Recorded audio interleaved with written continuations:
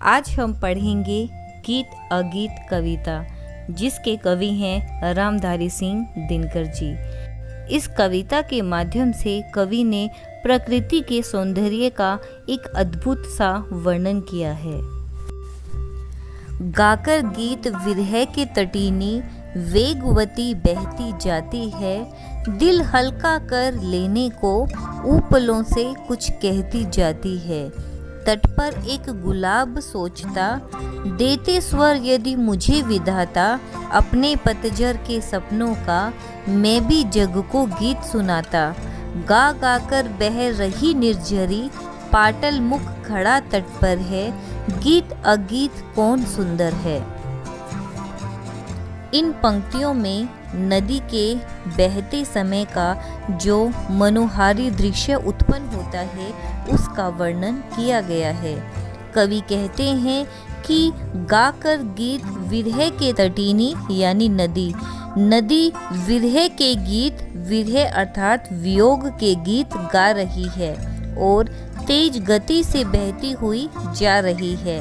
ऐसा लगता है कि मानो अपना दिल हल्का करने के लिए, या यूं कहें कि अपने दिल की बात वह उपलों से अर्थात किनारों से कह रही है। अपने दुख को कम करने के लिए वह किनारों से कुछ कहती हुई प्रतीत होती है। वहीं किनारे पर एक गुलाब का फूल लगा है, जो मन में सोच रहा है कि यदि भगवान मुझे बोलने की शक्ति देते तो वह भी पूरी दुनिया को अपनी पतझड़ के सपनों के बारे में सुनाता। आगे कवि कहते हैं, गा गा कर बह रही निर्झरी, पाटल मुख खड़ा तट पर है। अर्थात निर्झरी यानी झरना, पाटल मतलब गुलाब। झरना बह बह कर गीत गा रहा है और गुलाब चुपचाप खड़ा है। कवि यह सब देखकर सोच रहा है कि मेरे द्वारा गाया गया गीत ज़्यादा सुंदर है, प्रकृति के द्वारा न गा सकने वाला अगीत अधिक सुंदर है। बैठा शुक उस डाली पर, जो खोते को छाया देती, पंख फूला नीचे खोते में, शुकी बैठ अंडे है सेती। गाता शुक जब किरण बसंती, छूती अंग पर्ण से छनकर, किंतु शुकी के गीत उमड़ कर रह जाते स्नेह में सनकर।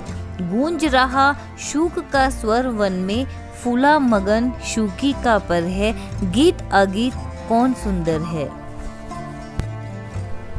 शुक का अर्थ है तोता, खोते घोंसला, पर्ण पत्ता और शुकी मादा तोता। कविता के इस भाग में कवि तोता और मादा तोता के प्रेम का सुंदर वर्णन करते हुए कहते हैं कि एक तोता पेड़ की उस घनी डाली पर बैठा हुआ है, जो डाल उसके घोंसले को छाया देती है। उसी घोंसले में उस तोते की मादा अपने पंखों को फैलाकर अपने अंडे से रही है। कवि कहता है कि जब सूर्य की किरणें पत्तों से छन कर आती है और तोते के पंखों का स्पर्श करती है, तो तोता गाना गाने लगता है। उसका गीत सुनकर उसकी मादा भी गाना चाहती है, लेकिन उसका गीत केवल तोते के स्नेह में लिपटकर रह जाता है और उसके मुंह से और उसके मुख से कुछ नहीं निकलता। उधर तोते का गीत पूरे वन में गूंज रहा है और इधर उसकी मादा उसका गीत सुनकर फूले नहीं समा रही, अर्थात वह बहुत खुश है। कवि यह सब देखकर सोच रहा है कि मेरे द्वारा गाया गया गीत ज़्यादा सुंदर है, या प्रकृति के द्वारा न गा सकने वाला अगीत अधिक सुंदर है। दो प्रेमी है यहाँ, एक जब बड़े सांझ आल्हा गाता है, पहला स्वर उसकी राधा को घर से यहीं खींच लाता है। चोरी चोरी छिप कर सुनती है, हुई न क्यों मैं कड़ी गीत की वेदना यूं मन में गुनती है। वह गाता पर किसी वेग से फूल रहा, इसका अंतर है गीत अगीत कौन सुंदर है। आल्हा अर्थात एक लोकगीत का नाम। कड़ी वे छंद जो गीत को जोड़ते हैं। बीदना भाग्य, गुणती विचार करती है, वेग अर्थात गति।